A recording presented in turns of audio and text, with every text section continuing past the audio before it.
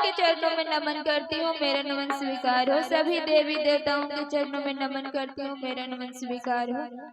साहब भैया हरिंद्र नंद नीलम दीदी के चरणों में नमन करती हूँ, मेरा नमन स्वीकार हो। सभी गुरु भाई गुरु बहनों के चरणों में नमन करती हूँ, मेरा नमन स्वीकार हो।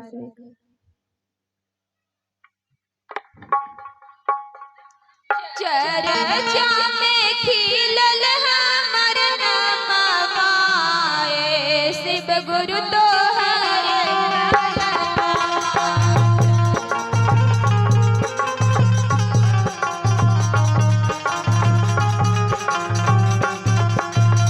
चर्चा में खिलल हमर नमवाए, शिव गुरु